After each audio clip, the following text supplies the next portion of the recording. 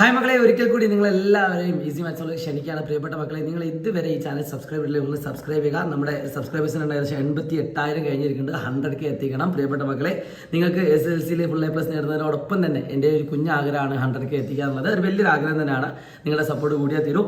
ഞാൻ ഇന്ന് ഡിസ്കസ് ചെയ്യാൻ പോകുന്നത് മറ്റൊന്നുമല്ല, നിങ്ങളുടെ 2025 SSLC പബ്ലിക് എക്സാമിന് വരാൻ പോകുന്ന ഏകദേശം ഒരു 20ഓളം ചോദ്യങ്ങളുടെ പ്രഡിക്ഷനാണ്. ഇത് 100% ഷുവറുള്ള കാര്യമൊന്നുമല്ല, പക്ഷേ എൻ്റെ മനസ്സിൽ പറയുന്ന ചോദ്യങ്ങളാണ്. എല്ലാവരും ശ്രദ്ധിക്കുക. ഏതൊക്കെയായിരിക്കും നിങ്ങൾക്ക് പരീക്ഷയ്ക്ക് വരാൻ പോകുന്ന ചോദ്യങ്ങൾ. അതുകൊണ്ട് വീഡിയോ മുഴുവനും കാണുക. നിങ്ങൾ ആദ്യമായിട്ടാണ് ചാനൽ കാണുക, സബ്സ്ക്രൈബ് ചെയ്യാൻ മതി. നിങ്ങളുടെ എല്ലാ SSLC ഫ്രണ്ട്സിനും അയച്ചു കൊടുക്കുക. പിന്നെ ഈ ചോദ്യങ്ങൾ എല്ലാവരും നിർബന്ധമായിട്ട് പഠിച്ചിട്ട് തന്നെ പോകുക കേട്ടോ. ഇനിയിപ്പോൾ നിങ്ങൾക്ക് അറിയില്ലെങ്കിൽ നേരെ സൈലം SSLC എന്ന യൂട്യൂബ് ചാനലിലേക്ക് പോലും നമ്മൾ അവിടെ എല്ലാം സെറ്റാക്കി തരുന്നതാണ്.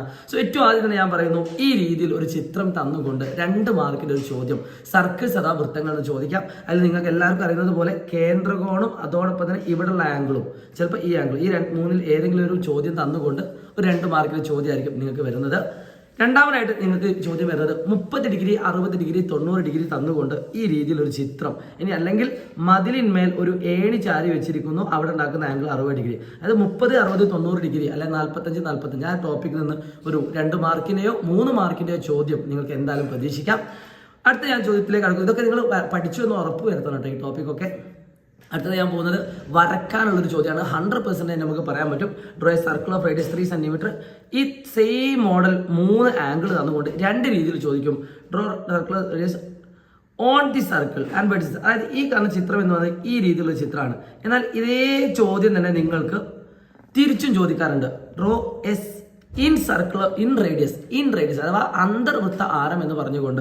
ഇപ്പോൾ ഇവിടെ പറഞ്ഞത് പരിവൃത്ത ആരമാണ്, എന്നാൽ അന്തർവൃത്ത ആരം എന്ന് പറഞ്ഞുകൊണ്ട് സെയിം രീതിയിൽ 3 ആംഗിൾ തന്നുകൊണ്ട് ചോദിക്കും. ആ 2ൽ ഏതെങ്കിലും ഒരു ക്വസ്റ്റ്യൻ നിങ്ങൾ പ്രതീക്ഷിച്ചോ, 2-3 മാർക്കിൻ്റെ ചോദ്യമായിട്ട്.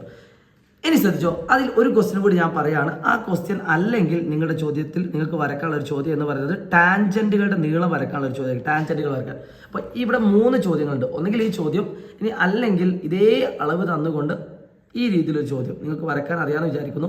ഈ രീതിയിലൊരു ചോദ്യം.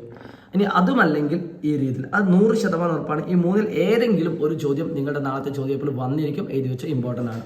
ഓക്കെ, അടുത്തൊരു ചോദ്യം എന്ന് പറഞ്ഞാൽ ഈ ഒരു ചോദ്യമാണ്. ഞാൻ ഇത് ഏകദേശം 100% തന്നെ പറയാം. ഇവിടെ ജോഡികൾ തന്നുകൊണ്ട് മിക്കവാറും വരുന്നത് സ്ലിപ്പുകൾ തന്നിട്ടുള്ള ഒരു ചോദ്യമായിരിക്കും. 1 മുതൽ 10 വരെയുള്ള സ്ലിപ്പുകൾ, 1 മുതൽ 50 വരെയുള്ള സ്ലിപ്പുകൾ തന്നുകൊണ്ട് ഇവിടെയുള്ള ചോദ്യങ്ങളുടെ പോലെ തന്നെ ഒരു ചോദ്യം നിങ്ങൾക്ക് 4 മാർക്കിന് നിങ്ങൾക്ക് പ്രതീക്ഷിക്കാം. ഇതിലൊക്കെ ഒരു 3 ക്വസ്റ്റ്യനും കൂടി ഉണ്ട്. ഇത് അറിയാത്ത ആളുകൾ നേരെ സൈലം SSLC എന്ന യൂട്യൂബ് ചാനലിലേക്ക് വരിക, അതും കൂടി പഠിച്ചു പോവുക. എന്തായാലും ഒന്നും പഠിപ്പിച്ചിട്ടേ പോവുള്ളൂ. സോ അതും നിങ്ങൾ നിർബന്ധമായിട്ട് പഠിക്കേണ്ട ഒരു ചോദ്യമാണ്.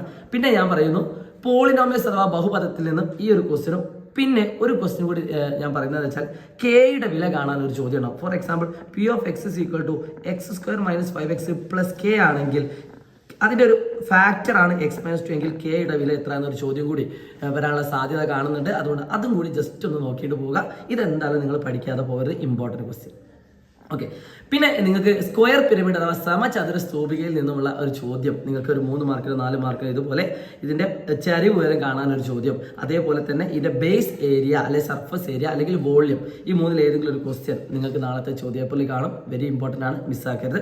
ഇതേപോലെ നിങ്ങൾ പ്രതീക്ഷിക്കേണ്ട 1ാമത്തെ ചാപ്റ്റർ ആയിട്ടുള്ള സമാന്തര ശ്രേണിയിൽ നിന്നും ഒരു ചോദ്യം, സം അഥവാ തുകയുമായി ബന്ധപ്പെട്ട ഒരു ചോദ്യം ഏത് എന്ന് ചോദിച്ചാൽ,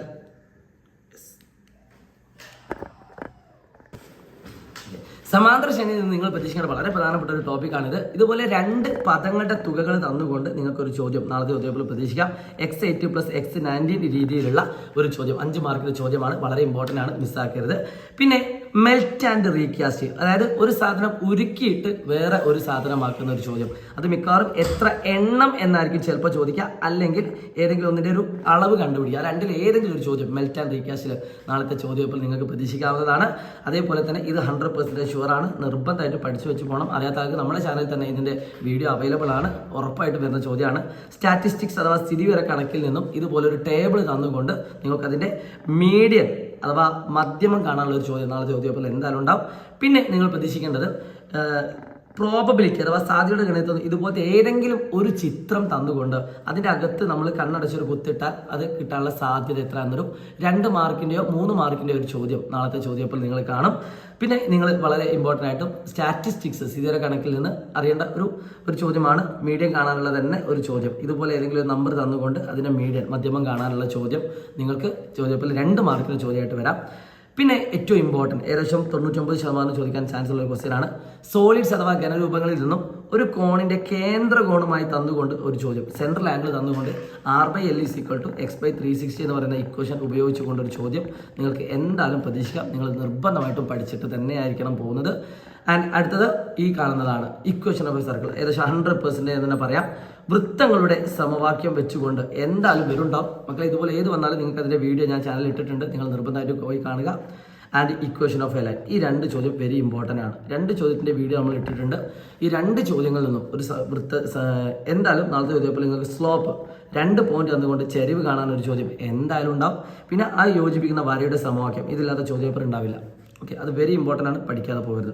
എന്നിട്ട് ചിലപ്പോൾ എന്ത് ചോദിക്കുന്നത് വെച്ചാൽ ഏതെങ്കിലും ഒരു പോയിന്റ് തന്നിട്ട് അത് ആ വരയിലെ ബിന്ദുവാണോ പോയിന്റ് ആണോ എന്ന് ചെക്ക് ചെയ്യാനുള്ള ഒരു ചോദ്യം. അപ്പോൾ അത് വെരി ഇമ്പോർട്ടൻ്റ് ആണ്, ഇതും വെരി ഇമ്പോർട്ടൻ്റ് ആണ്. സർക്കിളിൻ്റെ ഇക്വേഷൻ ആയിരിക്കും വരിക. ഇതിൻ്റെ മിഡ് പോയിന്റ്, വൃത്തത്തിൻ്റെ കേന്ദ്രത്തിൻ്റെ സൂചകസംഖ്യ, സെൻറ്റർ ഓഫ് കോർഡിനേറ്റ്, സർക്കിളിൻ്റെ സെൻറ്ററിൻ്റെ കോർഡിനേറ്റ് ആയിരിക്കും. പിന്നെ അടുത്തത് ഇതിൻ്റെ റേഡിയസ് ആയിരിക്കും. പിന്നെ അടുത്തത് ഇതിൻ്റെ ഇക്വേഷൻ ആയിരിക്കും. ഈ രീതിയിൽ തന്നെ ആയിരിക്കും ആ ചോദ്യങ്ങൾ വരിക കേട്ടോ.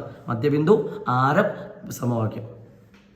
പിന്നെ നിങ്ങൾ പ്രതീക്ഷിക്കേണ്ട ഒരു ക്വസ്റ്റ്യൻ ആണ് സെക്കൻഡ് ഡിഗ്രി അഥവാ 2ാം കൃതിയിൽ നിന്നും ഇതുപോലെ ഒരു ഇക്വേഷൻ തന്നുകൊണ്ട് സമാന്തര ശ്രേണിയായിട്ട് ബന്ധപ്പെട്ട ഒരു ചോദ്യം, ചിലപ്പോൾ പെർഫെക്റ്റ് സ്ക്വയറുകളൊന്നും ഇല്ലാതെ തെളിയിക്കാനായിരിക്കും. അല്ലെങ്കിൽ ഈ രീതിയിലൊരു ക്വസ്റ്റ്യൻ n² + 5 കൂട്ടിയാൽ 300 കിട്ടുമെന്ന് പറയുന്നത് കൊണ്ട് സദാ പോലെ ഇക്വേഷൻ വെച്ചുകൊണ്ട് -b ± വെച്ചുകൊണ്ട് ചെയ്യുന്ന ഒരു ക്വസ്റ്റ്യൻ ഇമ്പോർട്ടൻ്റ് ആണ്. നിങ്ങൾക്ക് എന്തായാലും പ്രതീക്ഷിക്കാവുന്ന ക്വസ്റ്റ്യൻ ആണ്. ആൻഡ് മേൽക്കോണും കീഴ്ക്കോണും ഒരേപോലെ വന്നുകൊണ്ടുള്ള ഒരു ചോദ്യമായിരിക്കും നിങ്ങൾക്ക് മിക്കവാറും നാളത്തെ ചോദ്യം 5 മാർക്കിൻ്റെ ചോദ്യമായിട്ട് വരുന്നത്. അതുകൊണ്ട് അത് നിങ്ങൾ നിർബന്ധമായിട്ടും പഠിച്ചു പോകണം. ഇത് കാണാൻ അറിയാത്ത ആളുകൾ SSLC angle of elevation and depression എന്ന് പറഞ്ഞ ടോപ്പിക്കിൽ ഒരു വീഡിയോ ഉണ്ട്. പറ്റുന്ന ആൾക്കാർ അത് കണ്ടിട്ട് പോവുക. അറിയാത്ത ആളുകൾ അല്ലാത്ത ആളുകൾ കാണുന്നില്ല. മക്കളെ, നാളത്തെ ചോദ്യത്തിൽ എന്തായാലും വരുന്ന ഈ കാണുന്ന 6 ചോദ്യത്തിൽ 2-3 ക്വസ്റ്റ്യൻ എന്തായാലും ഉണ്ടാവും. ഏറ്റവും ഇമ്പോർട്ടൻ്റ് ഉള്ള ക്വസ്റ്റ്യൻ ഇതുപോലെ ഏതെങ്കിലും ഒരു പദം കാണാനുണ്ടാവും, പൊതുവ്യത്യാസം കോമൺ ഡിഫറൻസ് കാണാൻ എന്തായാലും ഉണ്ടാവും. ആൻഡ് ഈ രീതിയിൽ ഇതൊരു പദമാണോ, ഏതെങ്കിലും ഒരു പദമാണോ ആൻഡ് ചെക്ക് വെദർ, ഈ രീതിയിൽ 2 രീതിയിലൊരു ചോദ്യം, ഈ രീതിയിൽ 2 രീതിയിൽ ഏതെങ്കിലും ഒരു ചോദ്യം. ഇതല്ല ഈ ക്വസ്റ്റ്യൻ, ഈ D, ഞാൻ ഈ കളറിട്ട ചോദ്യങ്ങളെല്ലാം ഇമ്പോർട്ടൻ്റ് ആണ്. ഈ 4 ചോദ്യങ്ങൾ ഏതെങ്കിലും 2-3 ചോദ്യം എന്തായാലും നിങ്ങളുടെ ചോദ്യപേപ്പറിൽ പ്രതീക്ഷിക്കാം. ആൻഡ് യെസ്, അതിൻ്റെ മലയാളം ഇവിടെ ഉണ്ട് കേട്ടോ. ആൻഡ് ഈ രീതിയിൽ നിങ്ങൾക്ക് ട്രിഗണോമെട്രിയിൽ നിന്നും ഒരു സർക്കിളും അതേപോലെ തന്നെ അതിൻ്റെ ഒരു ആംഗിളും അതിൻ്റെ ഓപ്പോസിറ്റ് സൈഡും തന്നുകൊണ്ട് അല്ലെങ്കിൽ ഓപ്പോസിറ്റ് സൈഡ് കാണാൻ വേണ്ടിയിട്ടൊരു ചോദ്യം എന്തായാലും നിങ്ങൾക്ക് പ്രതീക്ഷിക്കാം. അവിടെ നമ്മൾ യൂസ് ചെയ്യുന്ന ഇക്വേഷൻ 2r = a/sin x എന്ന് പറയുന്ന വളരെ പ്രധാനപ്പെട്ട ഇക്വേഷൻ ആണ്. അതിൽ നിന്നൊരു 3 മാർക്കിൻ്റെ ചോദ്യം നാളത്തെ ചോദ്യത്തിൽ പ്രതീക്ഷിക്കാം. ആൻഡ് ലാസ്റ്റ് ആൻഡ് ഫൈനൽ മക്കളെ, 5 മാർക്കിൻ്റെ ചോദ്യം വരുന്ന ഒരു ചോദ്യം ഏതാണെന്ന് വെച്ചാൽ എന്തായാലും നാളത്തെ ചോദ്യപേപ്പറിൽ നിങ്ങൾക്കൊരു ചിത്രമുണ്ടാകും. അത് മിക്കവാറും സർക്കിൾസും ടാൻജൻറ്റും ഒരുമിച്ച് വരുന്ന ചിത്രമാണുള്ള സാധ്യത കൂടുതലാണ്. അല്ലെങ്കിൽ ടാൻജൻറ്റ് മാത്രമായിട്ടുള്ളൊരു ചോദ്യം തന്നുകൊണ്ട് 5 കോണുകൾ കണ്ടുപിടിക്കാനുള്ളൊരു ചോദ്യം. അതൊക്കെ നിങ്ങൾ ഒരുപാട് പ്രാക്ടീസ് ചെയ്തിട്ടുണ്ടെങ്കിൽ നിങ്ങൾ പിന്നെ അതിനെപ്പറ്റി പേടിക്കേണ്ട ആവശ്യമില്ല. ഈ ചോദ്യങ്ങളെല്ലാം നിങ്ങൾക്ക് പരിചയം ഉണ്ടെങ്കിൽ നിങ്ങൾ ഒന്നിനെ പറ്റി പേടിക്കേണ്ട. തീർച്ചയായിട്ടും ആ രീതിയിലുള്ള ചോദ്യങ്ങളായിരിക്കും വരുന്നത്. ഇനി ഇതൊന്നും അല്ലാത്ത ഒരുപാട് ചോദ്യങ്ങളുണ്ട്. ചോദ്യം ഏതൊരു നമുക്ക് ഉറപ്പിച്ച് പറയാൻ പറ്റാത്തത് കൊണ്ട് തന്നെ ഇതിൻ്റെ പ്രഡിക്ഷൻ മാത്രമായിട്ട് ഞാനിവിടെ പറയുകയാണ്. എല്ലാ 10ാം ക്ലാസ്സിലെ ഫ്രണ്ട്സിനും ഏറ്റവും മികച്ച റിസൾട്ട് കിട്ടട്ടെ. All the best. ബൈ.